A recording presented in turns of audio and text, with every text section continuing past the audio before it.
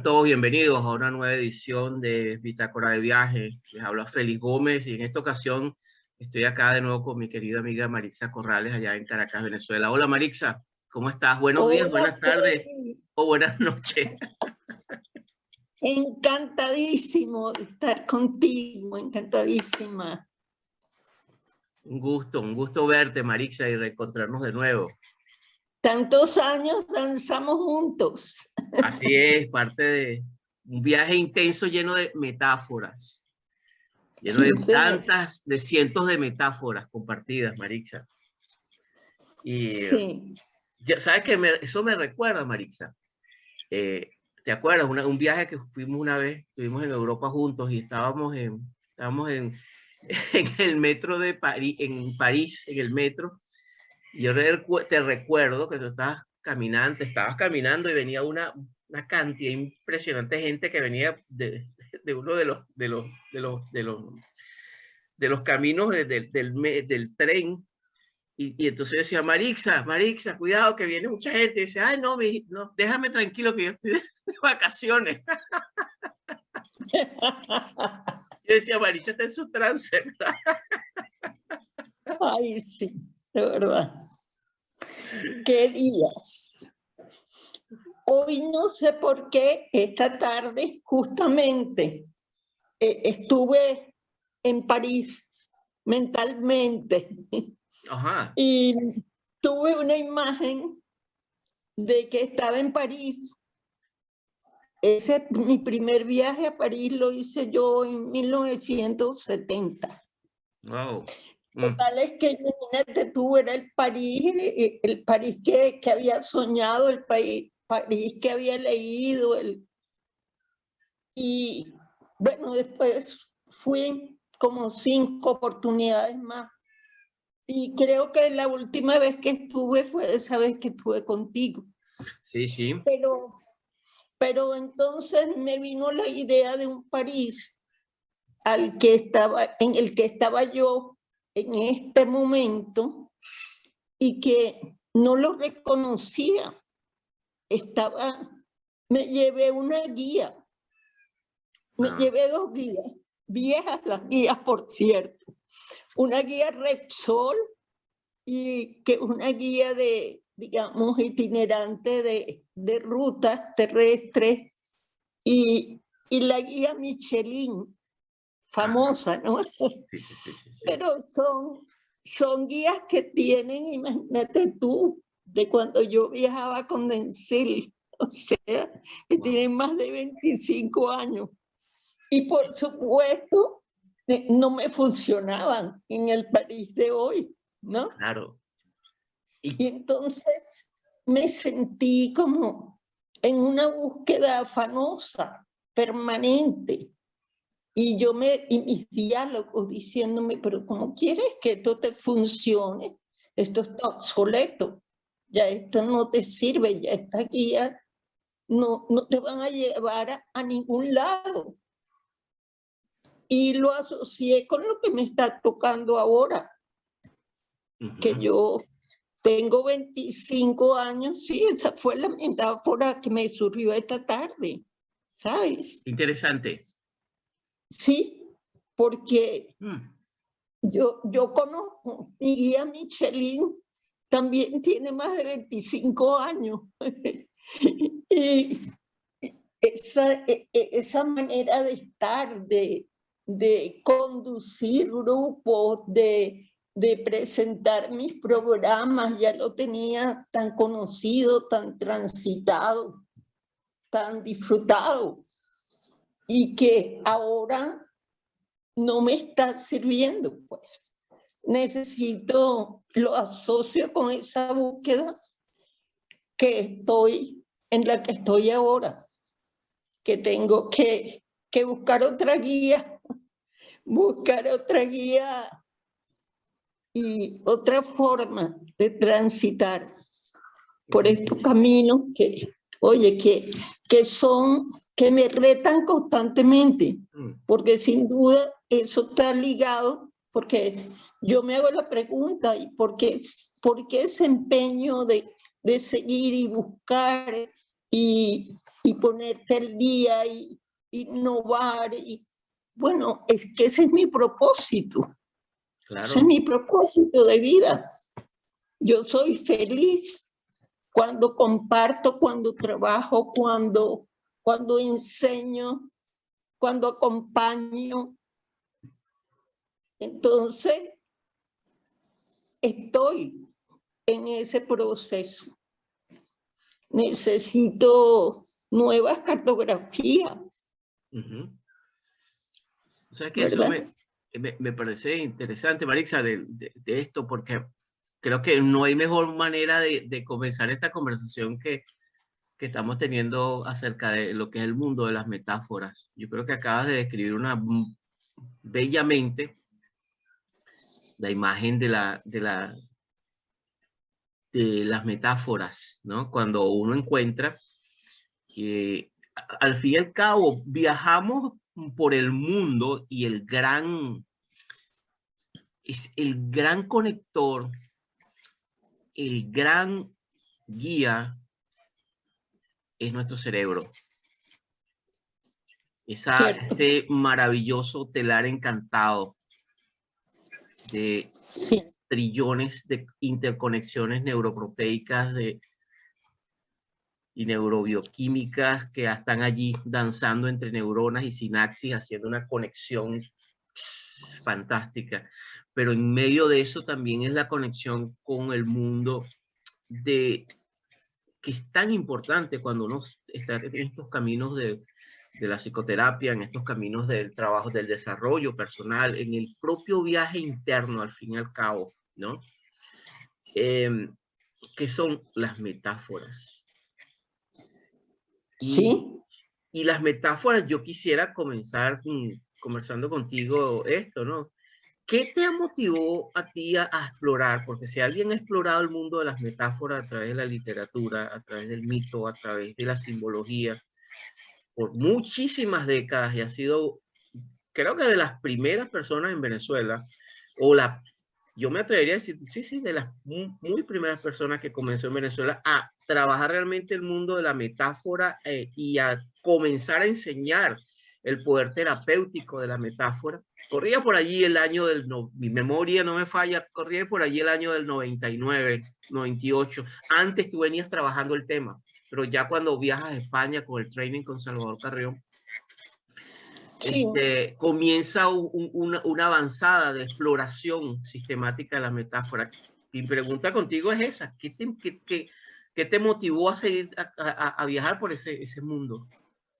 Mira, me motiva y me motivó es el acercamiento a la belleza que encierra la metáfora, por un lado, y la profundidad que tiene. Como cuando leemos poesía, ¿verdad? Eso te llega tan hondo, te toca. Entonces, ese poder de la metáfora que yo experimentaba como, digamos, como lectora. Y luego cuando me encuentro con la metáfora terapéutica como una vía de sanación y en la aplicación de la metáfora, la utilidad que encontré haciendo metáforas anidadas y la metáfora en el proceso mismo de facilitación y de enseñanza. Empecé a escribir metáforas de ese tipo. Me dediqué, por un tiempo estuve haciendo una y otra metáfora, pero fue a través de la misma lectura, de la literatura, de los poetas, que la metáfora me capturó. Y después cuando de la mano de Carrión descubrí el poder curativo de la metáfora. Sí.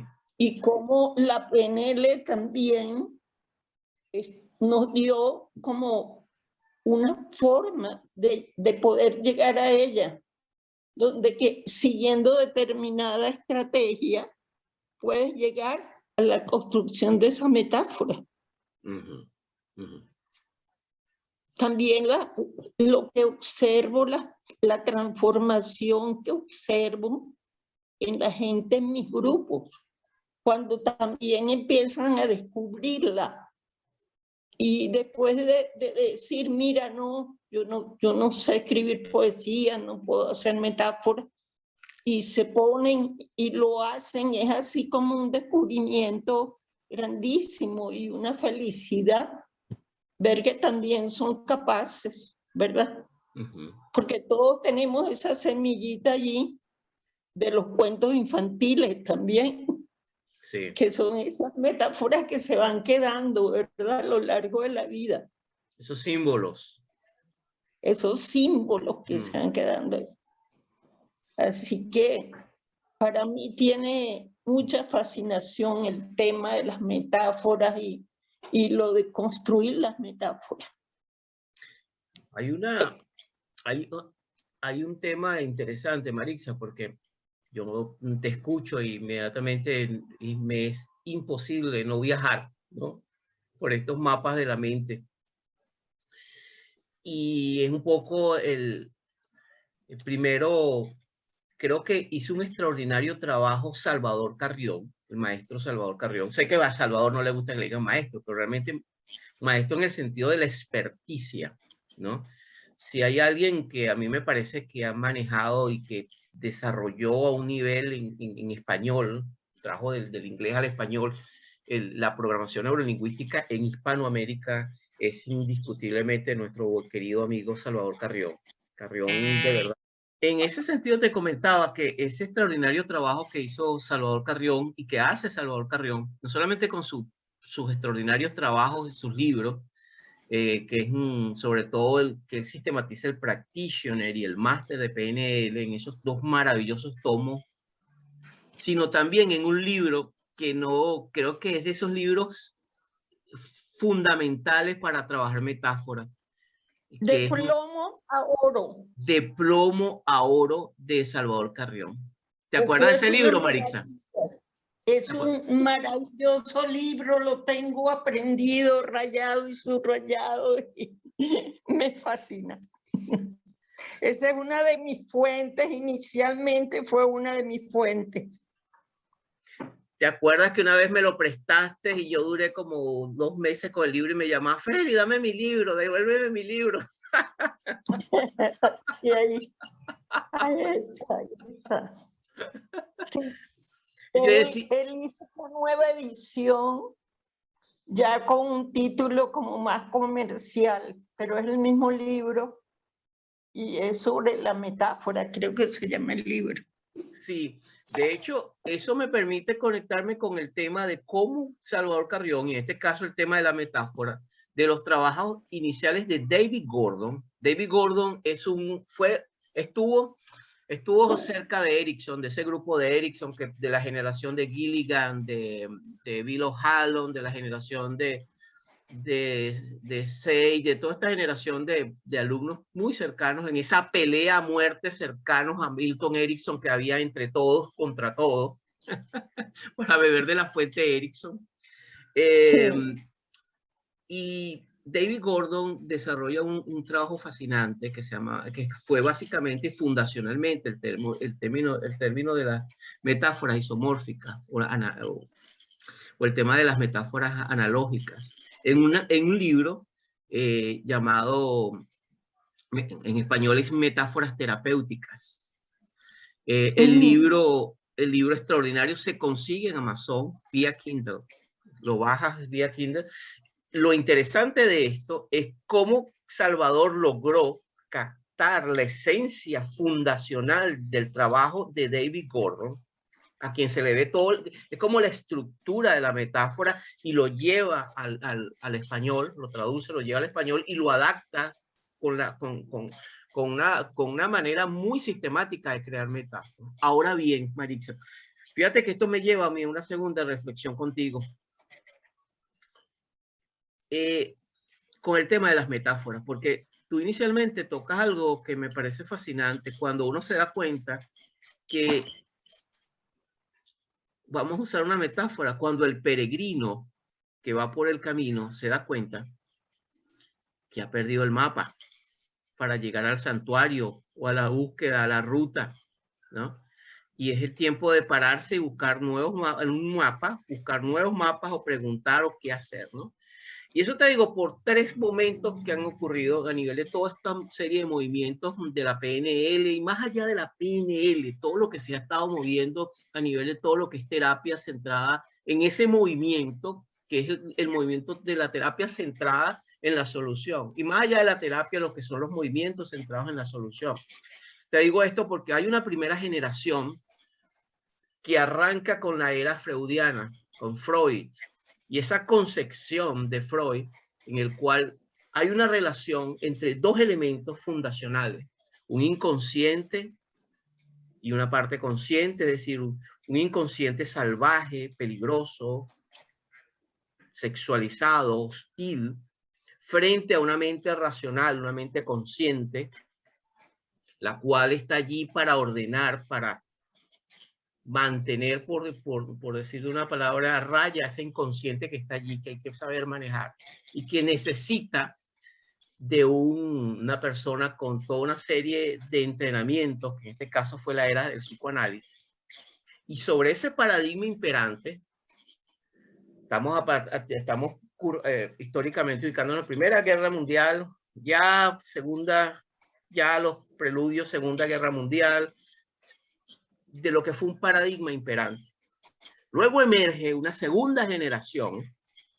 Estoy simplificando mucho la historia, pero es para tener un esquema de lo que estamos conversando, donde entre otros, creo que hay una gran influencia de Jung, pero también hay en los Estados Unidos hay una influencia de alguien que rompe completamente, incluso fue hasta, se le quiso quitar la licencia de psiquiatra, que fue Erickson. Los cuentos de terapia, Milton Erickson, son fabulosos. Pero básicamente, de metáforas. Y lo que se plantea es sencillamente un cambio, un quiebre de bloques en cuanto a nuestra concepción de ver y sentir y movernos y ver y escuchar y hacer terapia. Pero más allá de eso, de desarrollo personal, que es la relación entre un inconsciente, y uso la palabra inconsciente entre comillas, porque es un constructo sabio, poderoso, intuitivo, frente a una mente racional que se plantea dominante además, porque constituye el 95% del tiempo. Estamos comandados por el inconsciente. Frente a una mente racional, restrictiva, que está en la caja, racional, muchas veces rígido, que no ve más allá de la caja. Frente a eso, hay un movimiento que se va gestando y van corriendo los años 50, van corriendo los años 60, van corriendo una cantidad de modelos paralelamente a todos estos planteamientos y estos choques que se van dando a nivel de terapia. Porque de estos lodos, de estos polvos, estos lodos, para poder entender lo que está pasando ahora. Y luego emerge, y básicamente eso se da a partir, sobre todo con la conexión con la neurología y todo el avance, incluso tiene que ver mucho con el avance de la tecnología, con las aplicaciones, etcétera, etcétera. Un planteamiento que no es exclusivamente de alguien, ya es un planteamiento que se va dando con lo que se va moviendo en terapia. Se va gestando. Que es la ola de, no se trata de poder considerar una relación de respeto entre un hemisferio derecho, creativo, metafórico, intuitivo, con una visión espacial, más allá de tridimensional, con una capacidad para conectarse con el símbolo, la metáfora y construir mapas metafóricamente en danza, y si no quieres danza, en relación respetuosa con una mente racional, lógica, matemática, que tiene una estructura y que gracias a eso tenemos esto que llamamos civilización, esta maravilla que podemos conectarnos. Esto es una conexión que se va dando en una relación. Yo le escuché eso, por ejemplo, se lo escuché a Doss, se lo escuché a Bill O'Halloran y se lo escuché a Stephen Gilligan. Y a mí me pareció tan interesante el dejar la lucha entre uno y otro y poder danzar e integrar lo mejor de ambos mundos. Porque Claro. porque en la época de donde se planteaba que teníamos un inconsciente sabio, poderoso, creativo, frente a una mente pequeña, rígida, que genera problemas porque todo es racionalidad, entra el mundo de las metáforas. Es decir, ante eso yo necesito conectarle a esa parte rígida metáfora para que pueda conectarse al inconsciente de una manera. Pero en este salto que tenemos de la metáfora,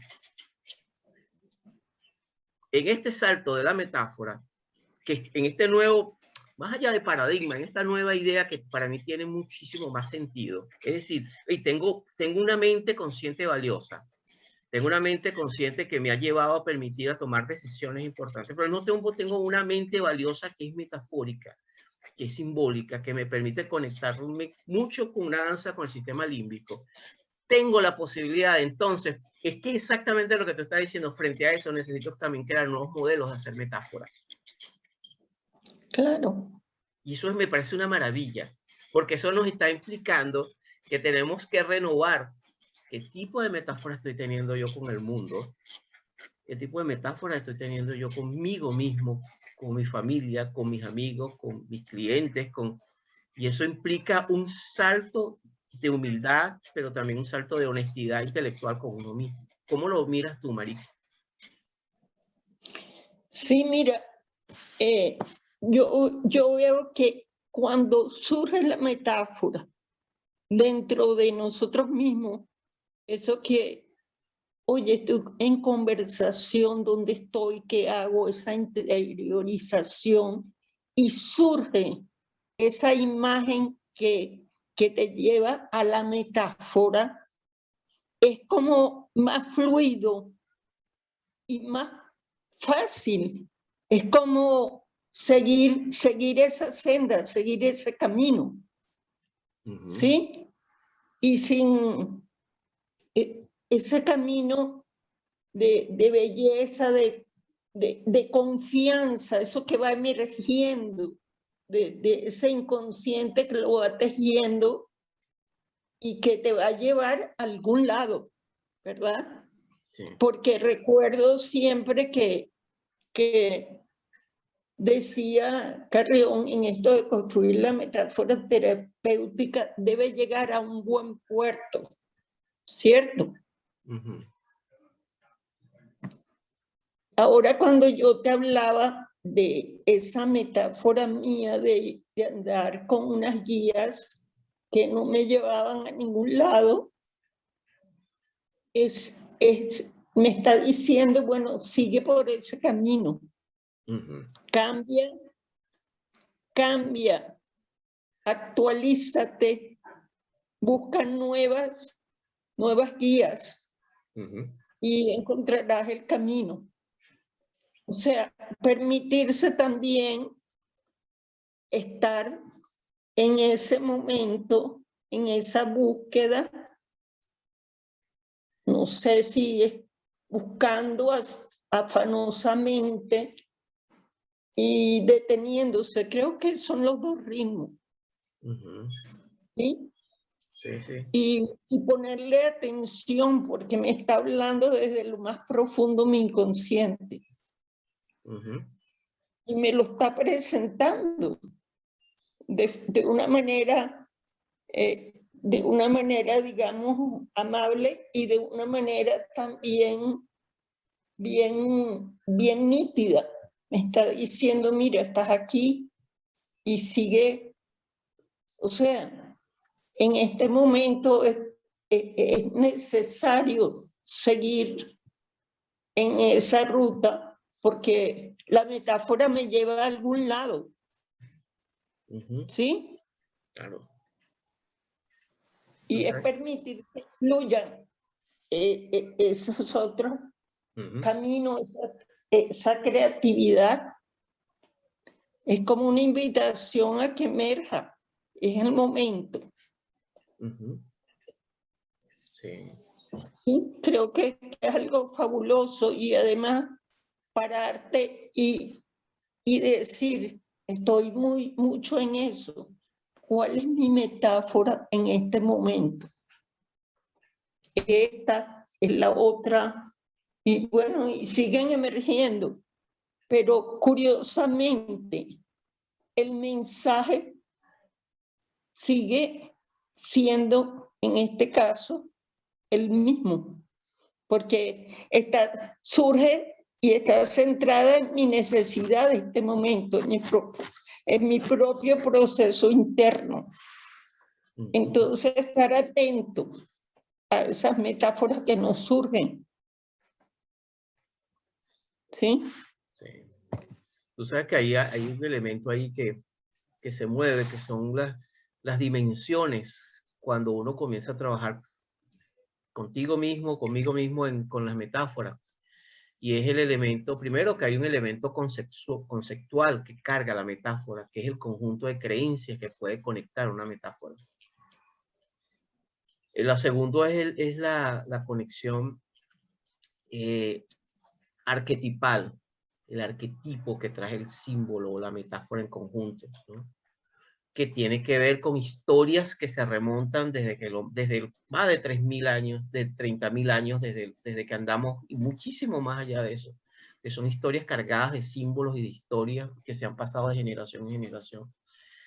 Y hay un elemento también importante que es la conexión con lo emocional.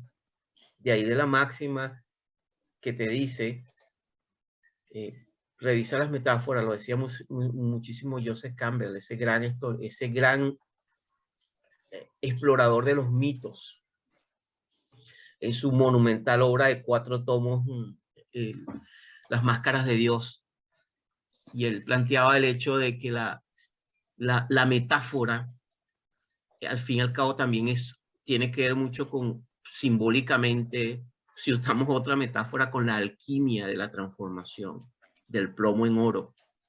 Cómo transformo una emoción y que más allá de las emociones, y lo hemos conversado ampliamente tú y yo muchísimo, yo soy un convencido, y en este momento de mi viaje estoy muy alejado de lo que yo llamo la toxicidad positiva, es decir, todo es positivo y no me hables de nada negativo. O sea, cuando se comete la visión mecánica de dividir las emociones en positiva y negativa, yo veo las emociones más bien como energía, y hay momentos en que la energía puede estar baja, y eso es parte del viaje, y es cuando me toca escucharme. Te están dando información, es lo importante.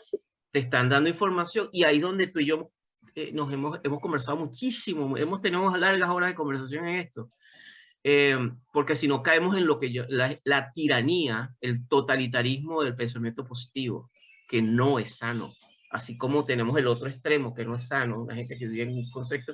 Creo que una visión equilibrada de ver mis propias emociones como compañeros de viaje y que te están dando información valiosa. De ahí la máxima, y me recuerda mucho la poesía de Rumi, ese gran poeta sufí persa, con una poesía tan trascendente, cuando él decía que había una jungla en su pecho. A veces aparecía un león, a veces aparecía un ángel, a veces aparecía un ladrón, a veces aparecía un demonio, y que todos estaban invitados a danzar con él y él con ellos, ¿no? Y eso me recuerda una belleza de una vez, Maritza, en una especie de trabajo de trance, en una intervención que yo tuve, esto es una experiencia ya personal a nivel de metáfora.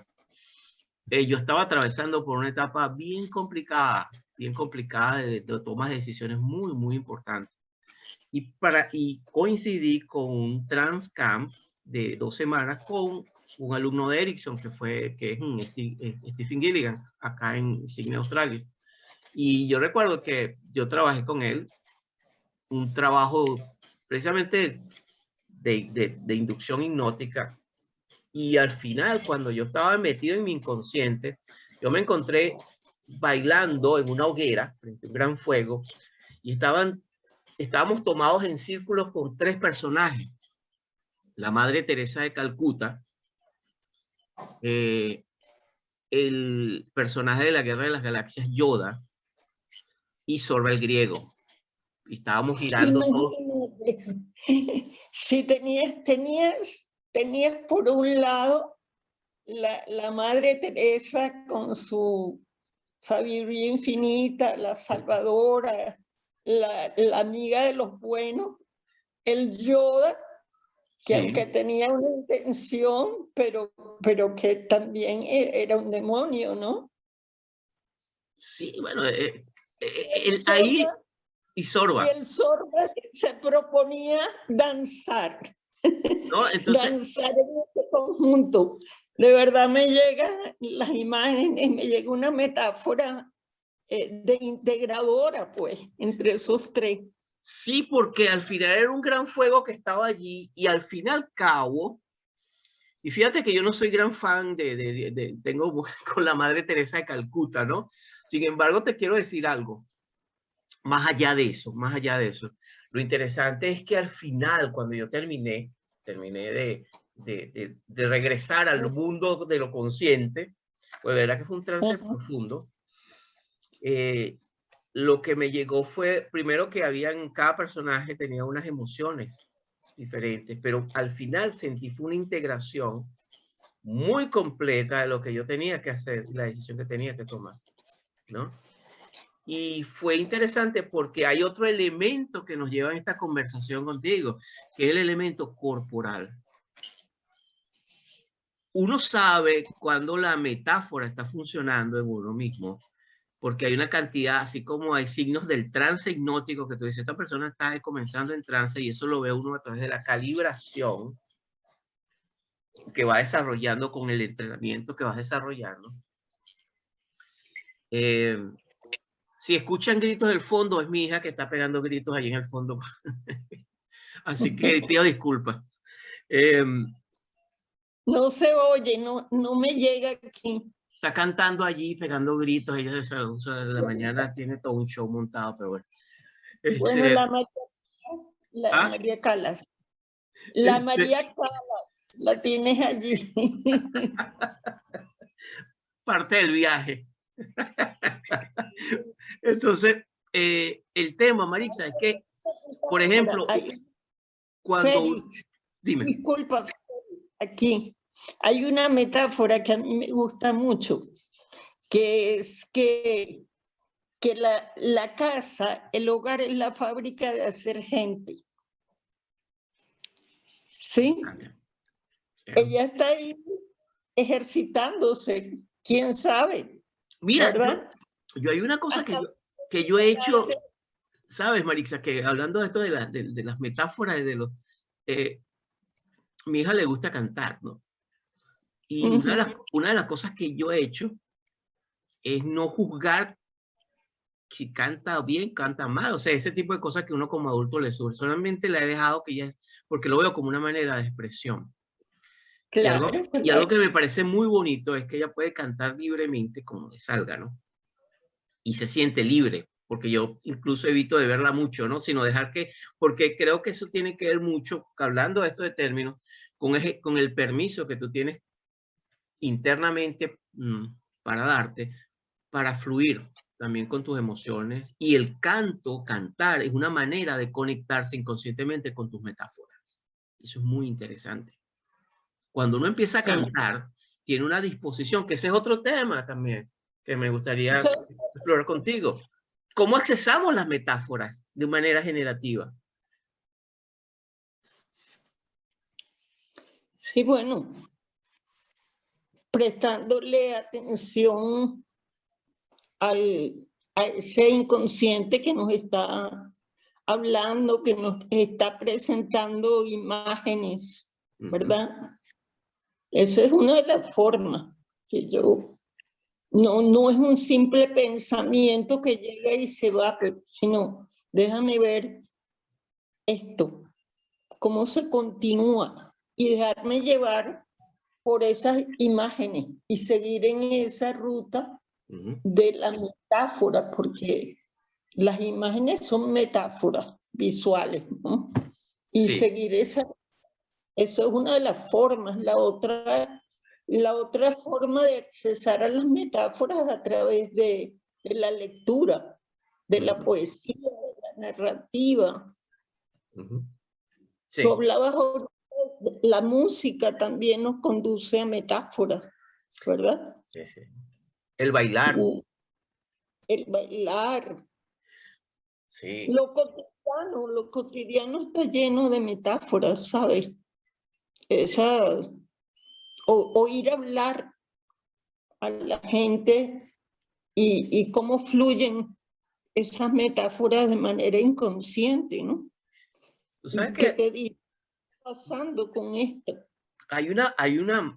hay algo extraordinario, Maritza, extraordinario, que es cuando uno tiene la posibilidad de estar en contacto con la naturaleza o sí, en contacto afuera y tener una fogata al frente. Eso es maravilloso. Y dejarse ir con esa figura, esa danza del fuego, como diría Flammarion, y dejar de que esas llamas hablen a través simbólico de mirar las estrellas. Eso me pasó muchas veces cuando hice montañismo, o sea, tener la maravilla de poder conectarse con algo como que hemos ido perdiendo, ¿no? Esa maravilla de dejarte conectar con una conversación también es una manera de introducirte en el mundo de las metáforas, una conversación profunda, sentida, danzada rítmicamente también. Sí.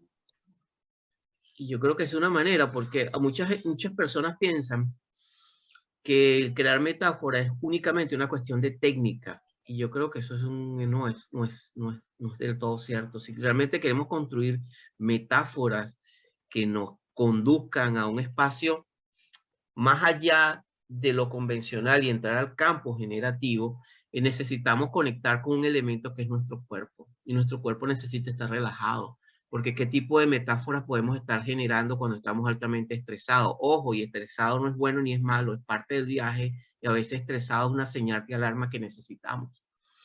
Pero a veces cuando quiero construir una metáfora que me saque, que me lleve más allá de lo que estoy viviendo ahora y que me dé posibilidades de encontrar, si es posible eso, soluciones en algunas circunstancias, o por lo menos una manera de darle la vuelta para mirar con otros ojos, sentir con otra perspectiva una situación determinada, tiene que ver qué relación tengo yo con mi cuerpo, cuán conectado, cuán relajado o cuán centrado con mis emociones, con mis sensaciones, con mis percepciones, con mis sonidos, con la manera, con el tema de la conversación que yo tengo conmigo mismo, que es tan trascendente como la conversación que yo tengo con los otros, ¿no?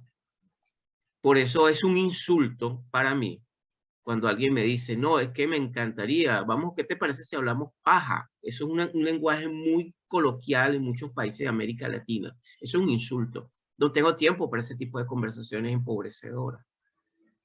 ¿Qué tipo de conversaciones generativas puedo tener yo en un momento determinado?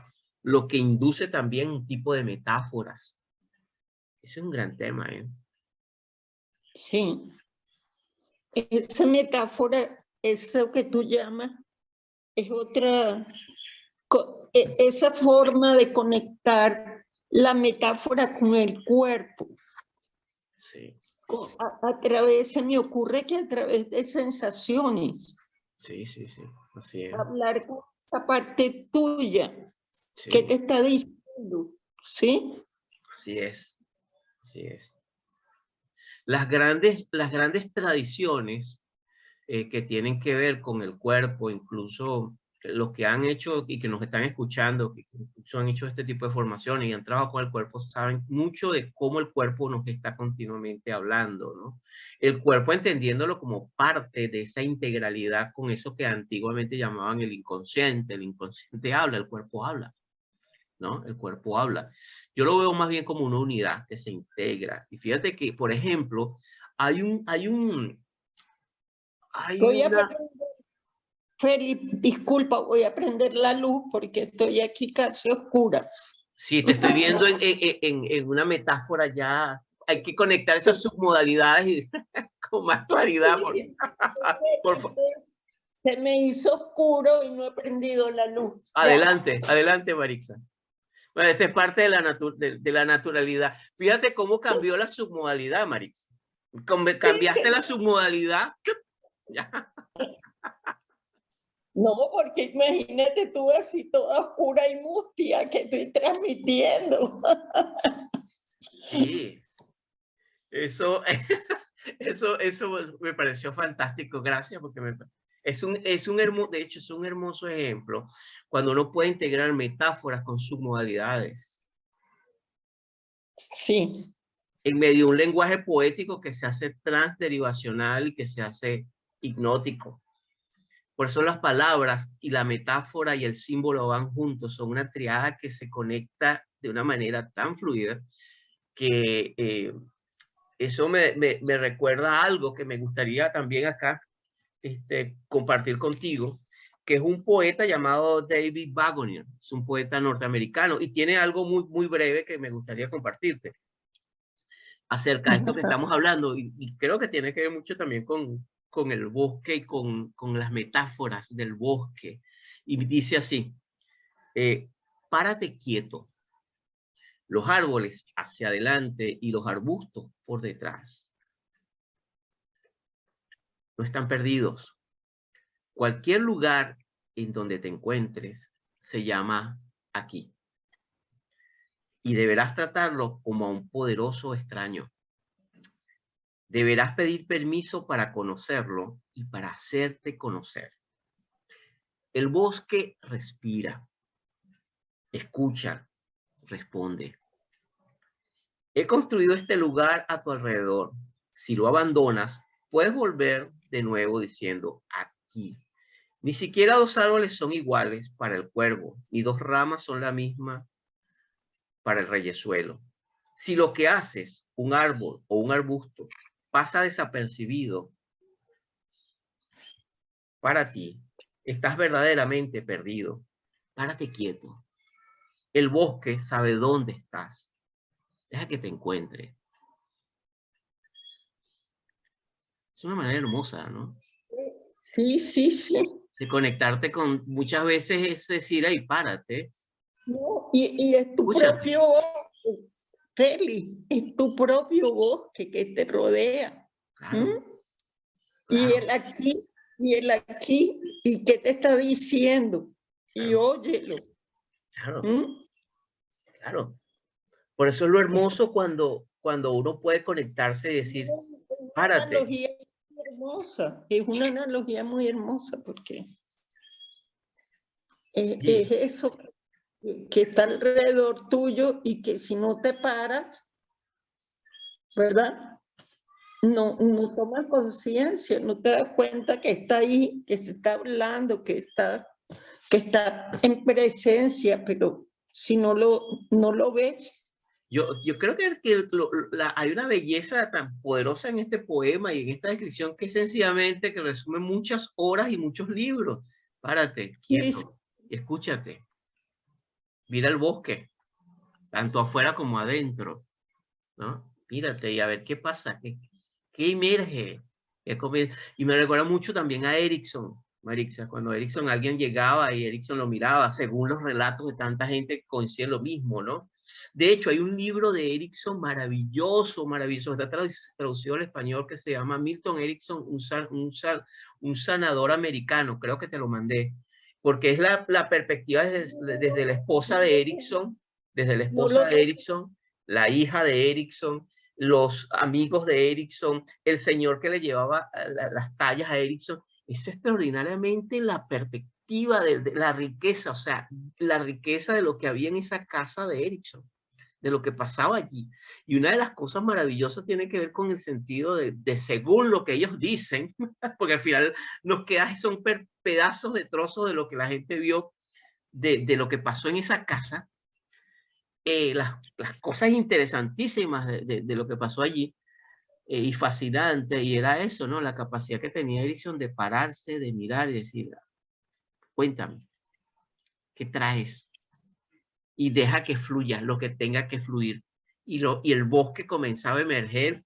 Y me recuerda también mucho a Rumi, el poeta, cuando decía danza, danza, danza, danza contigo.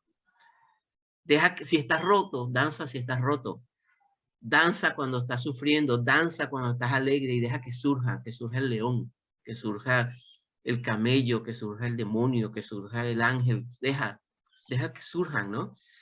Y es increíble, ¿no? Cuando uno comienza a tener esa gentil conversación, pero profunda y honesta conversación con nuestra propia vulnerabilidad, grandes cosas pasan. Y esa conciencia que tenía Erickson de su bosque. Sí. Sí. Donde cada elemento formaba parte de eso que él era, de lo que hacía, de la magia que tenía. Sí. Sí, sí.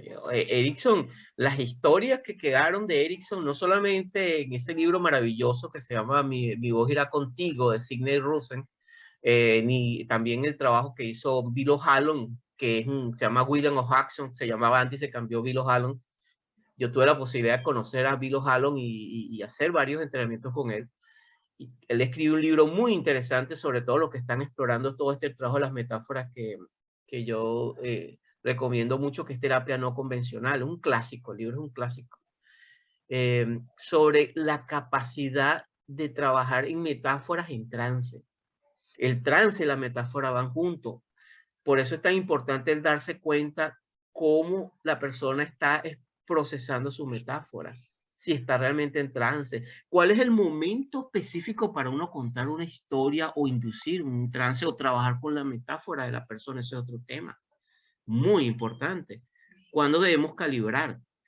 ¿Y cuándo es el momento de inducir la palabra, del trabajo para conectarnos con los ritmos? Como hablaba Ernest Rossi, otro alumno de Erickson, centrado en los ritmos biológicos, de usar la palabra en el momento con el símbolo que calce en el insight de la persona. Eso es todo un viaje. Es todo un viaje. Bueno, imagínate la experiencia que tú tienes con el manejo del trance y cómo este elemento que es la metáfora es fundamental allí, ¿no? Por eso también has explorado tan profundamente el tema de la metáfora, porque está ligado directamente con lo que es el trance. Hay un Cuando tema... naturalmente comenzamos a pensar y nos centramos en algo, una imagen, una metáfora que nos llega, y seguir esa ruta, ese camino, nos lleva directamente al trance. Sí, que ese es el gran elemento, Marixa. ¿Ah? Ese es el gran elemento que va junto para la creación de metáforas, que la metáfora en trance. La inducción de la metáfora para que realmente entre en esa integración entre esos maravillosos mundos, entre esos maravillosos hemisferios que conforman una sola unidad de nuestro cerebro, es el trabajo en trance. En trance. Es que yo creo, Feli, que no es posible construir una metáfora sin entrar en el trance. Así es. Porque el trance te lleva, te conduce. Sí, sí, sí. Es a través del trance que logras desarrollarlo, seguirlo, crear esas imágenes. No, es que te lleva, el trance te lleva a la metáfora y la metáfora te lleva al trance. Ambas cosas. Van juntas. Van juntas. Es que van juntas. Tú sabes que hay un tema precisamente con esto que hay el tema del cine y las metáforas. Hay cuatro películas que me gustaría comentarte, que me han parecido trascendentes en mi propia experiencia de trabajo personal conmigo mismo para entender y meterme en el mundo de las metáforas. Y son unas películas que a mí me gustaría recomendar. Ese es otro tema, es un temazo, Feli. Es un gran tema, es un gran tema. Fíjate, hay una película, Marixa, que es emocionalmente extraordinaria. Es un viaje extraordinario. Esta película que te voy a comentar.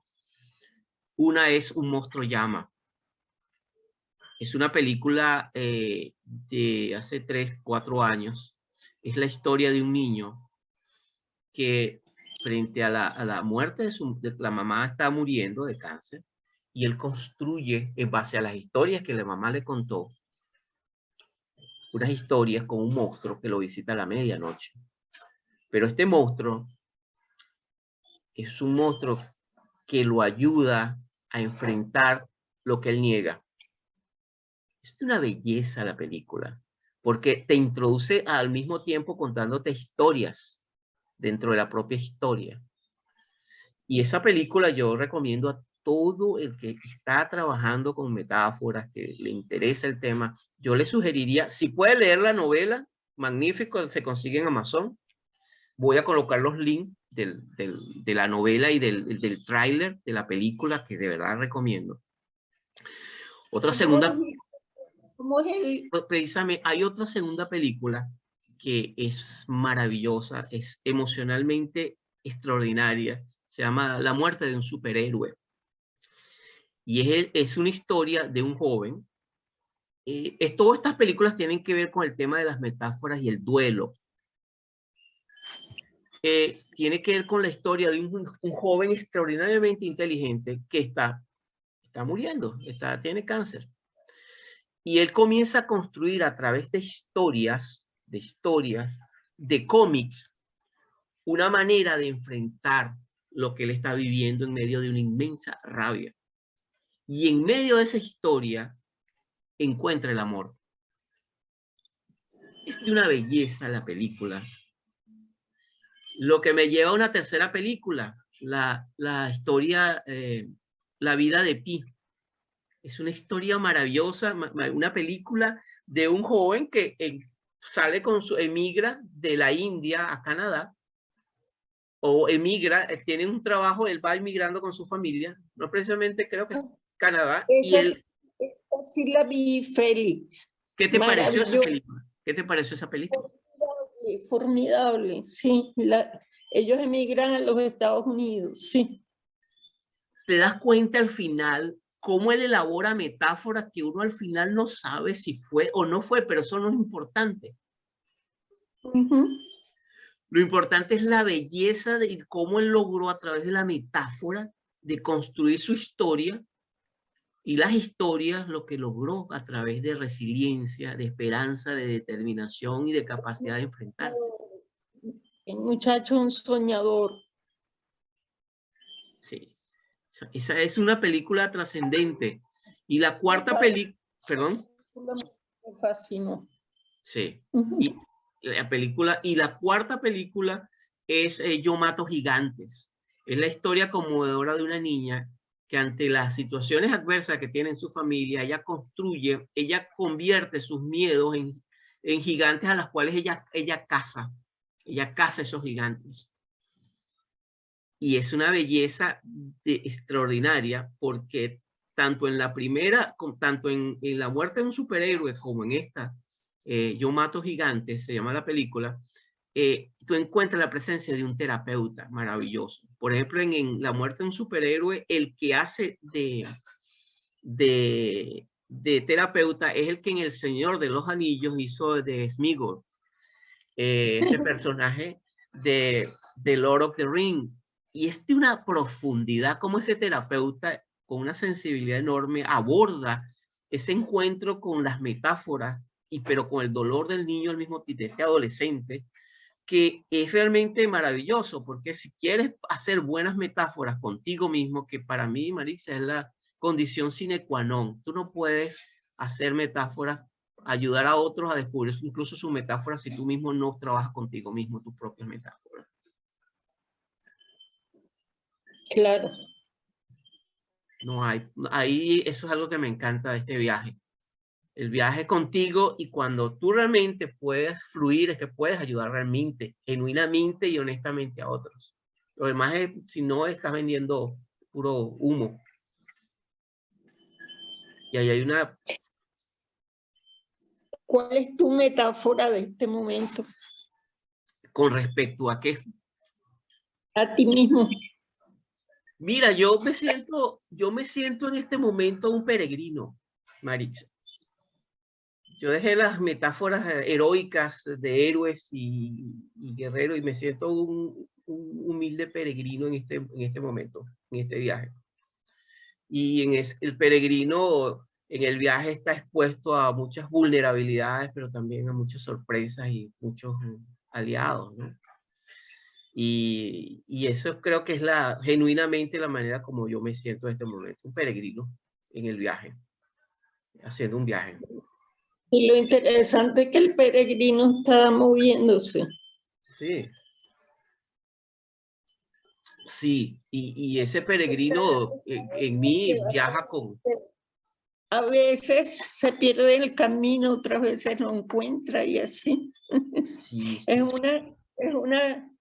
Es una metáfora muy, digamos que muy fluida, porque él estar en el mundo, ¿verdad?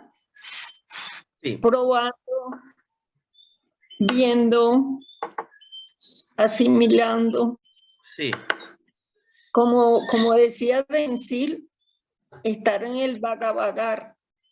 Esa hermosa palabra de Denzil, ¿no? Qué maravilla de palabra. A mí todavía me resuena. Corría el año del 98 cuando tú la nombraste. Estábamos almorzando en el Paseo Las Américas, después un curso de cartografía mental que estábamos haciendo. Y nos sentamos por primera vez a comer y yo recuerdo que tú me hablaste de tu esposo, de lo que nos están escuchando, de Denzil Romero. Fue un escritor venezolano muy renombrado, extraordinario escritor, que escribió mucho, sobre todo un personaje histórico de mucha significancia en nuestra historia en Venezuela, que es Francisco de Miranda. Marisa, hay una historia que a mí siempre hablando, porque si alguien entró en el mundo de la literatura y las metáforas y los símbolos fue Denzil, tu esposo. Aquella vez que tú me contaste esa historia que creo que era de madrugada, te levantaste a tomar agua, qué sé yo, y de repente Denzil venía subiendo las escaleras y tú sentiste que se había cambiado su rostro, que era Miranda. ¿Te acuerdas? Era Miranda. Sí. Fue impresionante porque la biblioteca está en el sótano y yo venía de la escalera de arriba. Y cuando él llega a la luz, y yo también, fue como ver a Miranda. Fue impresionante, sí. Se había transmutado en su personaje. Sí, wow. Sí. Sí, eso a mí me impresionó mucho, esa historia que me contaste, ¿no? De Denzil. Bueno, hay muchas historias, cientos de historias de Denzil, pero particularmente esa historia creando, porque eran muchas horas que dedicaba Denzil a estudiar y a escribir. 18 horas diarias. 18 horas de trabajo diario. Sí. O sea, muy intensa situación. Denzil vivía para su obra, Marisa. Sí. Cuando yo le llamaba la atención, le decía, Denzil, vente a comer, Denzil, descansa, Denzil. Me dijo, Marixa, tengo toda la eternidad para estar horizontal. Déjame. No. Me decía él. Sí.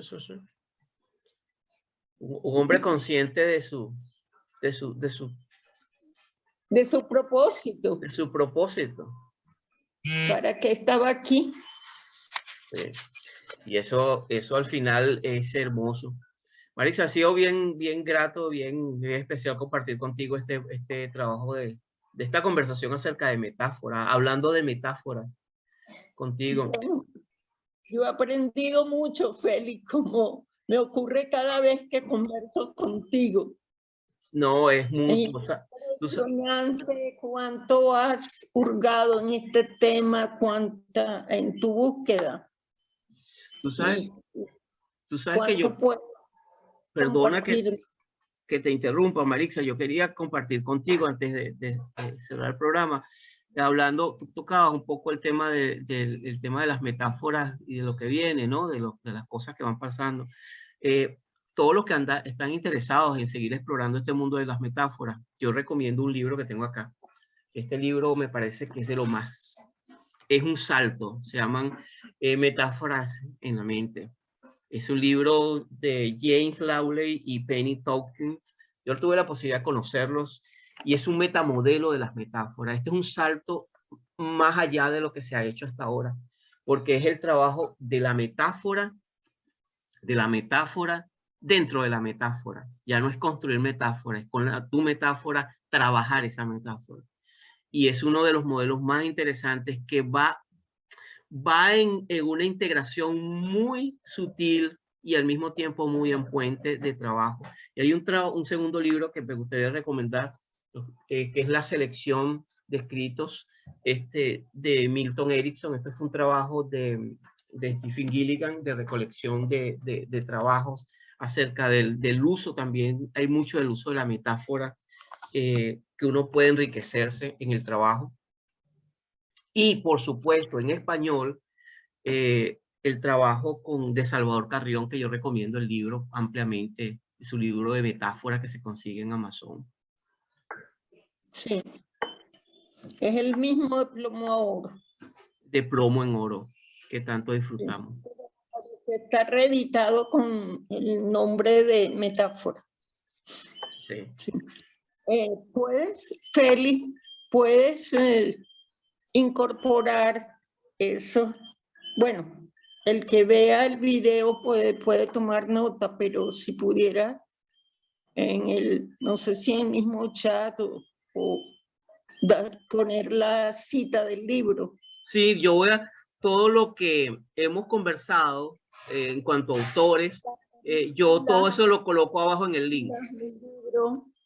Sí, todo esto precisamente una de las ideas de estas conversaciones que tenemos tú y yo, Marixa, es que las personas puedan disfrutar y que puedan revisar esto si bien les parece, y si hay algún autor, alguna película que les llame a la atención, tener el link donde conectarse. Claro que sí, eso es parte del trabajo, que lo hacemos con mucho cariño además, ¿no?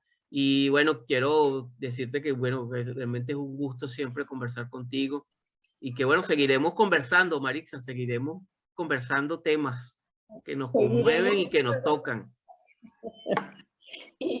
Sí, y en ese camino, bueno, nos seguimos encontrando. Nos seguimos encontrando. Un fuerte abrazo, Marixa, cuídate. Un abrazo y me he sentido feliz de verte y de aprender tanto. Es mutuo. El sentimiento y el feeling es mutuo, Marixa. Gracias.